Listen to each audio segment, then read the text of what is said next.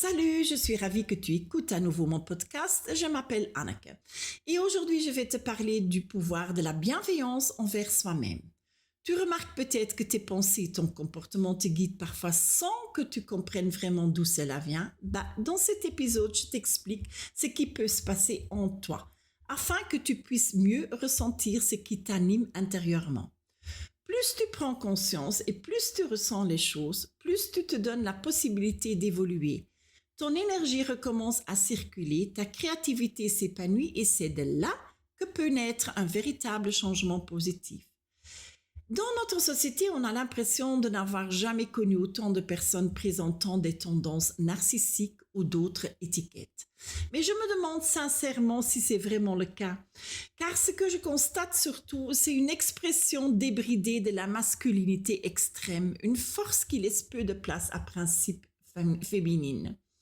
Nous avons oublié comment prendre véritablement soin de nous-mêmes, être bienveillante envers nous-mêmes, pleurer quand c'est nécessaire, nous reposer, nourrir notre corps avec une alimentation saine, le respecter comme un temple sacré, passer du temps dans la nature pour vous ressourcer, profiter de la sensualité et crier de la beauté à travers l'art, la danse et la musique.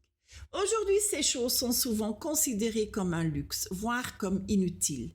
Et certaines personnes osent même les qualifier de faiblesses. Ce sont pourtant précisément les premières choses que nous mettons de côté lorsque nous pensons devoir performer, gagner de l'argent et surtout aller de l'avant le plus vite possible. Et pendant ce temps, nous finissons par être épuisés, submergés, vidés de notre énergie ou mentalement absents.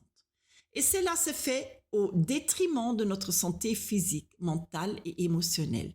C'est pourquoi il est temps de réexaminer nos priorités et de déterminer ce à quoi nous voulons véritablement rester fidèles.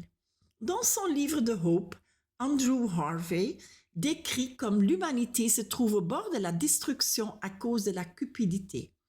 Pour nous sauver et contribuer à bâtir un monde meilleur, il nous invite à transformer notre ego et à renouer avec notre conscience.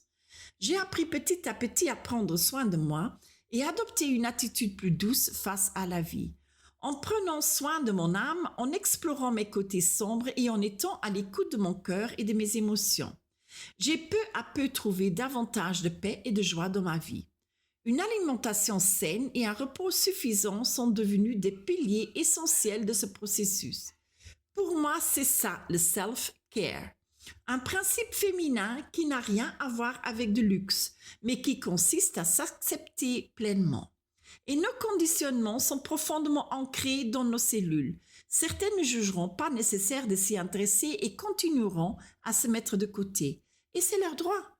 Chacun est libre de se priver de quelque chose ou de se l'accorder. Et nous portons tous en nous un schéma de référence. Et au final, chacun doit sentir par lui-même ce qu'il souhaite en faire.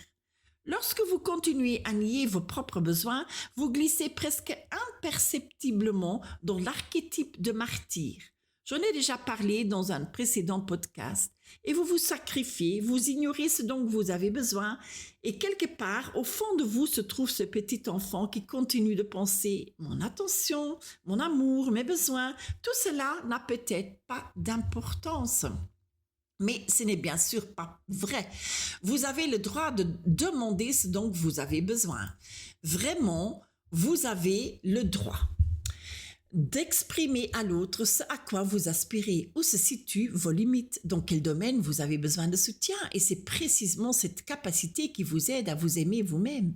Car cela t'oblige aussi à examiner honnêtement tes motivations, tes convictions et tes schémas qui sous-tendent ton comportement. Si tu continues à repousser cela, tôt ou tard, tout finira par éclater au grand jour. Tu exploreras alors de colère, tu mettras tes exigences sur table ou tu commenceras à accuser les autres d'égoïsme et de malhonnêteté. Et à ce moment-là, tu auras l'impression d'être la victime de ce que les autres te font subir. Mais si tu es tout à fait honnête, il y a souvent autre chose en jeu. C'est toi qui as relégué tes besoins dans l'ombre.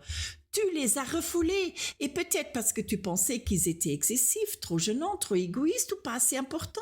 Alors que si tu les avais exprimés consciemment, tu n'aurais peut-être pas eu besoin de te sentir victime du tout. Et les autres ne peuvent pas vraiment te comprendre si tu ne t'exprimes rien.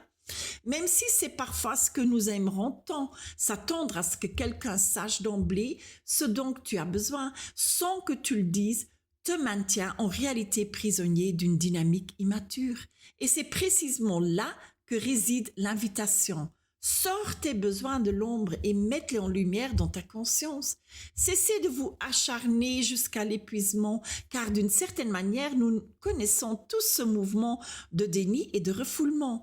Nous repoussons ce que nous ressentons, nous continuons, nous tenons bon, mais toute cette persévérance acharnée finit par fermer le cœur et restreindre notre énergie. Cela nous rend plus petits, plus fatigués et plus éloignés de qui nous sommes vraiment. C'est pourquoi j'aimerais conclure ce podcast par une image que nous connaissons tous. Lorsque vous êtes dans un avion et que la pression atmosphérique chute, on vous donne toujours la même consigne. Mettez d'abord votre propre masque à l'oxygène, puis aidez les autres.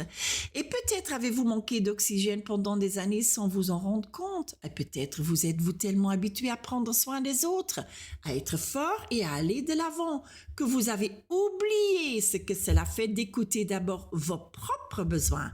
Alors, voici mon conseil. Mettez enfin ce masque à oxygène, non pas par égoïsme, mais par amour. Ne serait-ce que pour votre propre bien-être. Et c'est tout pour aujourd'hui.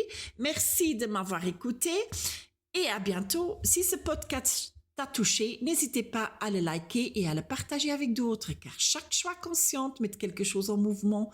Et plus il y a de personnes qui font des choix en pleine conscience, plus grande est la différence que nous pouvons faire ensemble. Merci beaucoup. Ciao, ciao.